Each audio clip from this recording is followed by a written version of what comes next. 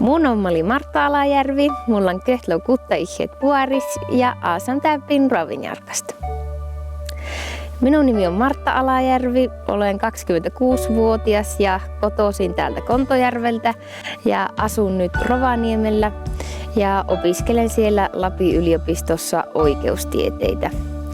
Minua kiinnostaa ympäristö- ja maankäyttöasiat.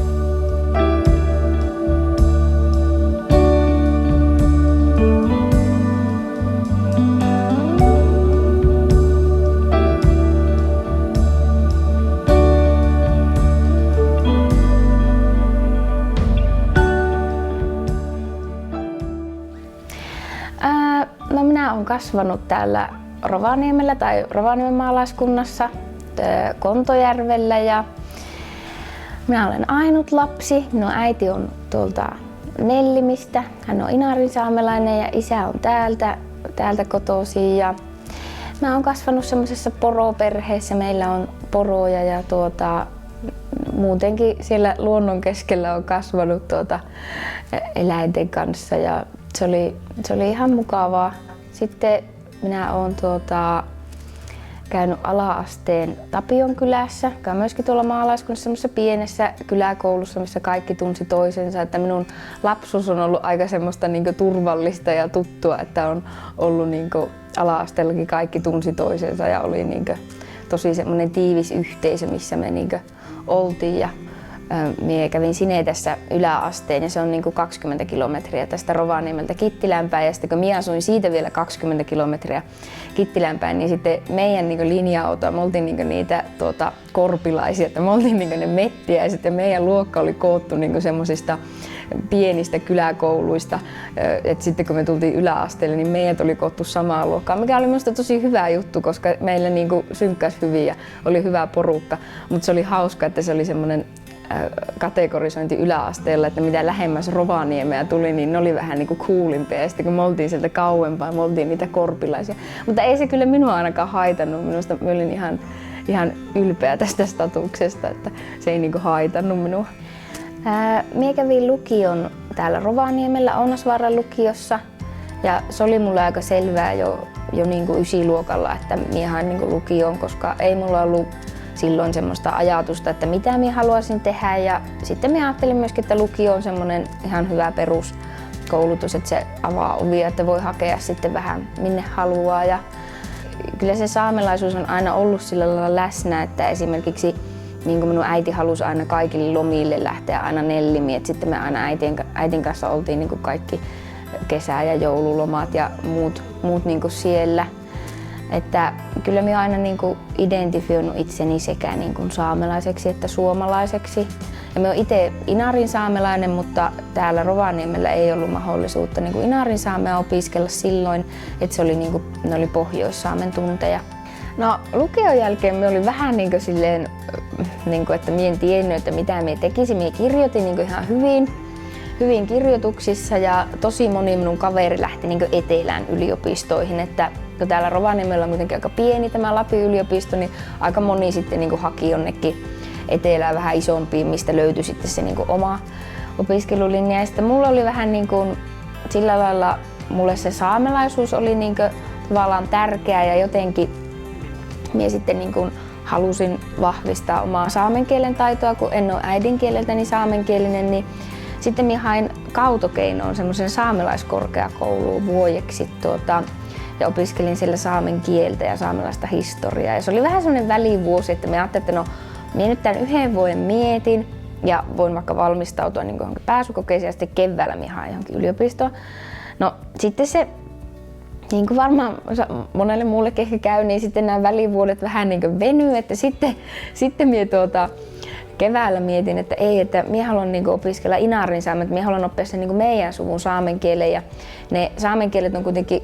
naapurikieliä, inarinsaamen ja pohjoissaamen, että minä aika helposti varmaan pystyn opiskelemaan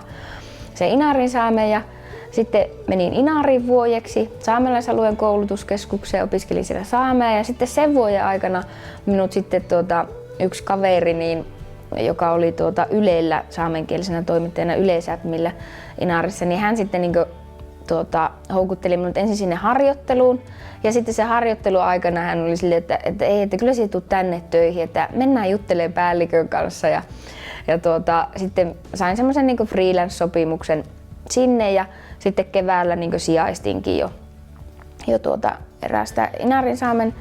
kielistä toimittajaa ja sitten mie menin seuraavanakin kesänä sinne Yle Säpmille ja vähän niinku sinne se sitten jotenkin niinku tuntui mukavalta olla siellä toimittajana ja tuntui, että siinä niinku oppi paljon. Ja sitten mie hain sen Inarin vuoden jälkeen niin hain Oulun yliopiston Kielkas-instituutti opiskelee Inarinsaamea pääaineena ja ne on etänä melkeinpä kaikki ne opinnot, niin minä sitten niin jäin Inariin ja tein netissä niitä opintoja ja tein toimittajahommia. Kävin myöskin niin pedagogiset opinnot, että periaatteessa tavallaan saamen kielen opettajan pätevyys tuli siinä. Minä olen siis niin opiskellut gradua vaille valmiiksi saamen kielen opettajaksi. En tiedä, että tuleeko sitä tutkintoa milloin tekemään valmiiksi. Aion kyllä tehdä senkin valmiiksi, koska siitä ei puutu kuin tosiaan se gradu. Mutta sitten päädyin tänne Lapin yliopistoon opiskelemaan oikeustieteitä. No, minusta vaikeinta on ehkä ollut silleen jotenkin löytää se semmoinen oma juttu ja sitten niinku uskoa siihen tai luottaa siihen, että no kyllä minä pystyn tähän tai kyllä minä voin niinku tehdä tämmöisen valinnan, että minä lähden niinku tätä opiskelemaan tai minä haluankin tuota opiskella. Yksi semmoinen tärkeä varmaan oli se, että kun oli vähän aikaa niinku työelämässä, että tein niinku toimittajan töitä, niin sitten siinä vähän jollain lailla niinku sai jo semmoisen kuvan, että minkälaista on vaikka työelämä tai olla ja sitten jollain lailla myöskin semmoisen, että no okei, että no tää nyt ei ole ehkä sitä, mitä minä haluan niinku tehdä loppuelämän, vaan että minä haluan niinku lähteä jotain opiskelemaan. Ja sitten ehkä siinä just se, että kun niinku toimitti ja teki juttuja semmoisista asioista, mitkä liittyy vaikka saamelaisten oikeuksiin tai yleensäkin semmoiseen niinku sääntelyyn erilaiseen, niin varmaan siinä niinku, ja myöskin ehkä ne vuodet antoi tietyllä lailla vähän semmoista itseluottamusta, että kyllä minä niinku pärjään, että minä voin tehdä tämmöistäkin ja niin sitten niinku uskalsi jotenkin hakeutua sinne oikeustieteelliseen ja niinku alkaa opiskelemaan, että ehkä se niinku semmoinen juridinen osaaminen kuitenkin on aika lailla hyödyksi, oli sitten missä vaan instituutiossa tai muussa töissä, että se kuitenkin on semmoista asiantuntijatietoa, mikä joka tapauksessa hyödyttää. Ja ehkä jollakin lailla siinä oli vähän semmoista ajatusta, että no saamelaisten oikeudet Suomessa ei välttämättä joka alalla toteudu niin hirveän hyvin, että minä voisin jotenkin olla siinä apuna, mutta en tiedä sitten miten loppujen lopuksi, että mihin minä sitten päädyn. Minä en tiedä kuinka hyvä minä olen niin neuvomaan, mutta ainakin voisin sanoa sen niin omasta kokemuksesta, että mulla ainakin meni niin muutama vuosi lukion jälkeen niin löytää se oma juttu ja välillä se niin ahisti minua, että miksi minä en vieläkään tiedä, että mitä minä haluan tehdä, mutta sitten toisaalta jotenkin